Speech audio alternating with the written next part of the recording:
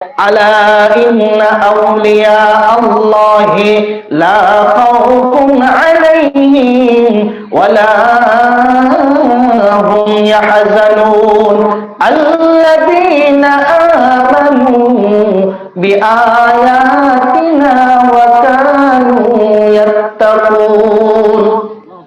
যারা আল্লাহর ওলি তাদেরকে দুইটা গুণের দ্বারা, দুইটা বৈশিষ্ট্যের মাধ্যমে চেনা যাবে। কয়টা বৈশিষ্ট্য? দুইটা বৈশিষ্ট্য।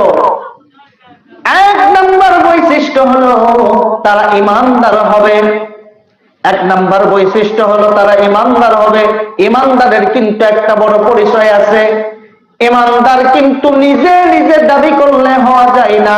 ঈমানদার হওয়ার জন্য 5টা শর্ত পূরণ করতে হয়। কয়টা শর্ত? 5টা শর্ত পূরণ করতে হয়, তারপরে ঈমানদার হওয়া যায়। এক নম্বর শর্ত হলো আল্লাহ পাক রব্বুল আলামিনের উপরে ঈমান আনতে হবে এবং আল্লাহর রাসূল যে শেষ পয়গম্বর, তিনি যা কিছু পৃথিবীতে নিয়ে আসছেন সব কিছু আল্লাহর পক্ষ থেকে নিয়ে আসছেন, এই কথার স্বীকারোক্তি দিতে হবে। এটা হলো প্রথম কাজ। এটা হলো কি? প্রথম শর্ত। 2 নম্বর শর্ত হলো নামাজ প্রতিষ্ঠা করতে হবে।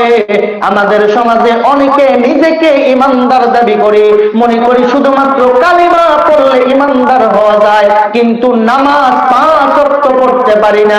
নিজেদেরকে 1000 বার ঈমানদার দাবি করলেও প্রকৃত অর্থে ঈমানদার হওয়া যাবে না। কথা বলেন ঠিক কিনা? নিজেদেরকে ঈমানদার দাবি করতে চাইলে 5টা শর্ত পূরণ করতে হয়। একটা হলো আল্লাহকে বিশ্বাস করতে হবে, আল্লাহর উপরে, আল্লাহর নবীর উপরে যা কিছু আল্লাহ পাঠাইছে এগুলোকে মেনে নিতে হবে। এটা হলো প্রথম। 2 নম্বর হলো নামাজ কায়েম করতে হবে। 3 নম্বর হলো যাকাত প্রদান করতে হবে। 4 নম্বর হলো হজ আদায় করতে হবে। সাওমি রমাদান এবং রমজান মাসের রোজা করতে হবে। আমি সংক্ষেপে কথাগুলো নিয়ে আসতেছি।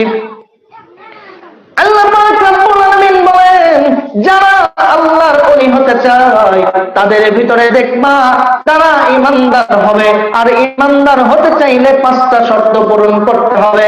আল্লাহর উপরে বিশ্বাস স্থাপন করতে হবে। বিশাল ব্যাখ্যা যদি আলোচনা করতে যায় আজকে রাত শেষ হয়ে, আগামীকাল রাত শেষ হয়ে যাবে, আলোচনা শেষ হবে না। আমি মসজিদের খুতবায় এই আল্লাহর উপরে, ঈমানের উপরে গনে গনে 5 জুমা আলোচনা করেছিলাম, তারপরেও শেষ করতে পারি নাই। সংক্ষেপে আলোচনা করছি। সুতরাং